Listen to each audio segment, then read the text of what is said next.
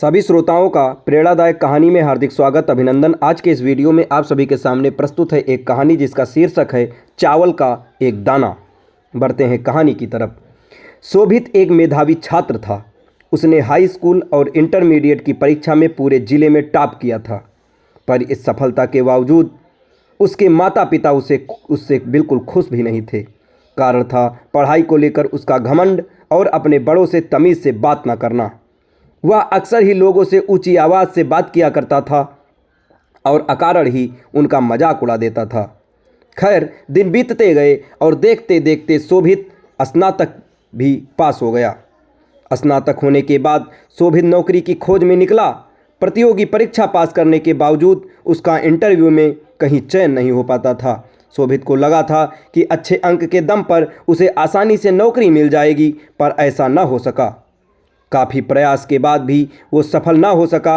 हर बार उसका घमंड, बात करने का तरीका इंटरव्यू लेने वाले को अखर जाता और वो उसे वहाँ बिल्कुल ना लेते। निरंतर मिल रही असफलता से शोभित हताश हो चुका था, पर अभी भी उसे समझ नहीं आ रहा था कि उसे अपना व्यवहार बदलने की आवश्यकता है। एक दिन रास्ते में शोभित की मुलाकात अपने स्कूल के प्रिय अध्यापक से हो गई। वह उन्हें बहुत मानता था और अध्यापक भी उससे बहुत स्नेह करते थे। शोभित ने अध्यापक को सारी बात बताई।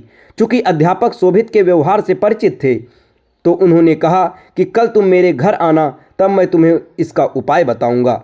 शोभित अगले दिन मास्टर साहब के घर गया। मास्टर साहब घर पर चावल पका रहे थे। दोनों आपस में बात ही कर रहे थे कि मास्टर साहब ने शोभित से कहा, जाके देख के आओ कि चावल पके हैं या नहीं। शोभित अंदर गया। उसने अंदर से ही कहा कि सर, चावल पक गए हैं, मैं गैस बंद कर देता हूँ। मास्टर साहब ने भी ऐसा ही करने को कहा। अब शोभित और मास्टर साहब आमने सामने बैठे थे। मास्टर साहब शोभित की तरफ मुस्कुराते हुए बोले, शोभित, तुमने कैसे पता लगाया कि चावल पक गए हैं? शोभित बोला, ये तो बहुत आसान था। मैंने चावल का एक दाना उठाया और उसे चेक किया कि वो पका है कि नहीं। वो पक चुका था, तो मतलब चावल पक चुके हैं। मास्टर जी गंभीर होते हुए बोले, यही तुम्हारे असफल होने का कारण है। शोभित उत्सुकतावश मास्टर जी की ओर देखने लगा। मास्टर साहब समझाते हुए बोले कि एक चावल के दाने ने पूरे चावल का हाल बयां कर डाला। सिर्फ एक चावल का दाना काफ़ी ये बताने को कि अन्य चावल पके हैं या नहीं।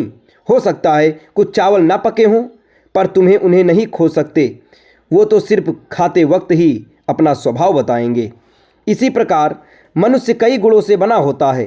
पढ़ाई लिखाई में अच्छा होना उन्हीं गुणों में से एक है, पर इसके अलावा अच्छा व्यवहार, बड़ों के प्रति सम्मान, छोटों के प्रति प्रेम, सकारात्मक दृष्टिकोण, ये भी मनुष्य के आवश्यक गुण हैं। और सिर्फ पढ़ाई लिखाई में अच्छा होना ये कहीं ज़्यादा ज़रूरी है कि आप अपने व्यवहार में भी अच्छे हों। तुमने अपना एक गुण तो पका लिया, पर बाकियों की तरफ ध्यान ही नहीं दिया। इसलिए जब कोई तुम्हारा इंटरव्यू ले, तो तुम उसे कहीं से पके और कहीं से कच्चे लगते हो, और अध पके चावलों की तरह ही कोई इस तरह के कैंडिडेट्स भी पसंद नहीं करता। शोभित को अपनी गलती का एहसास हो चुका था। वो अब मास्टर जी के यहाँ से एक नई एनर्जी लेकर बाहर निकला। तो मित्रों, हमारे जीवन में भी कोई ना कोई बुराई होती है जो हो सकता है हमें खुद नज़र न आती हो, पर सामने वाला बुराई तुरंत भांप लेता है। अतः हमें निरंतर ये प्रयास करना चाहिए कि हमारे गुणों से बना चावल का एक एक दाना अच्छी तरह से पका हो, ताकि कोई हमें कहीं से चखे उसे हमारे अंदर पका हुआ दाना ही मिले। ये कहानी आपको कैसी लगी कमेंट बॉक्स में ज़रूर बताएं, और ऐसे ही ढेर सारी कहानियों के लिए हमारे चैनल के साथ जुड़े रहें। धन्यवाद।